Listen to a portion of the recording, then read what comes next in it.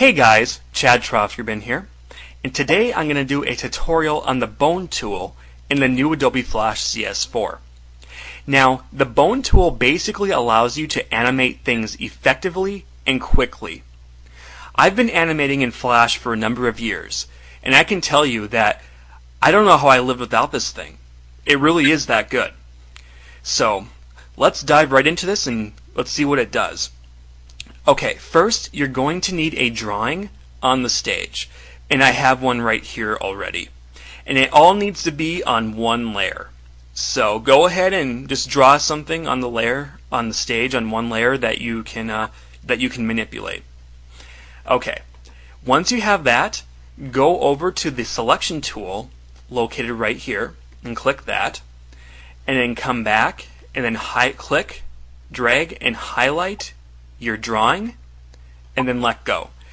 Sometimes you don't need to do this, but I notice when you have kind of different objects, like I have a shoe here and then I have a leg, that when you do the Bone tool, Flash doesn't seem to recognize everything when you're trying to animate it. So just for safety, I would recommend you highlight what you're about to animate.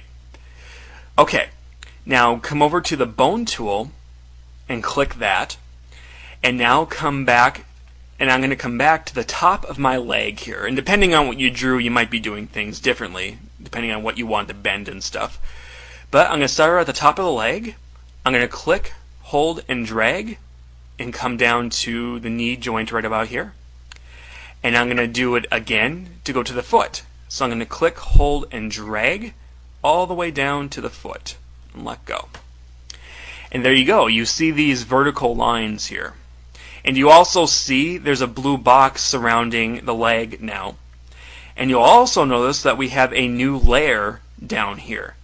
Basically, what we just did was when we created the bone, we grouped the entire drawing together, and at the same time we made a new layer. And this is an animation layer for bones.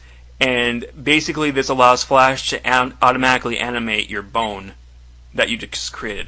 So, okay. So how do we animate this thing? Well, let's go back to the selection tool right there and click that.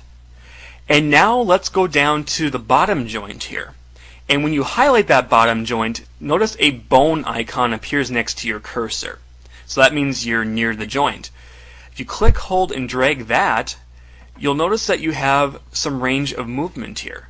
I mean, a lot of range of movement here, actually. You can do a lot of different things with this.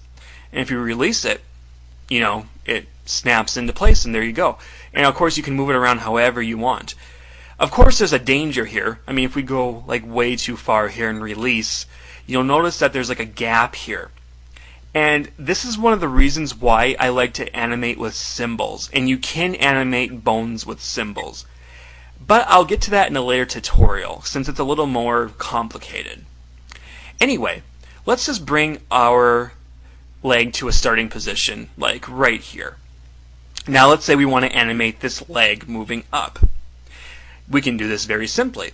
If we come down to our timeline here, we can go to a certain point on the timeline and move the leg up, and it'll animate up.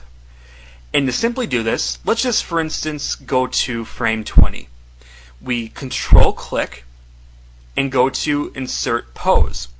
And that's pretty easy to remember because you're making a new pose for the leg. So, and see, if we come back to frame 1, we're right here. If we come back to frame 20, it still looks the same.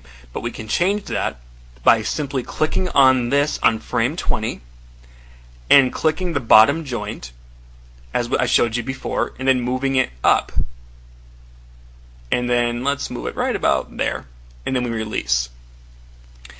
If we go back to frame 1, you'll notice that it's back to the starting position. However, if we hit enter and preview it, all those in between frames were animated within Flash automatically. We don't even have to deal with it. So it's similar to tweening if you have used tweening, but it's different in the fact that it's more automated and it's much more easier to use, in my opinion. So, and that's pretty much the Bone tool. It's really simple to use, it's effective, and as I said, there's a lot more stuff you can do with it, like animating with symbols, and I'll get to that in a later tutorial. Maybe we'll even cover how to do a walking animation effectively with bones and symbols. So, well, I hope you guys found this helpful, and I'll see you guys next time.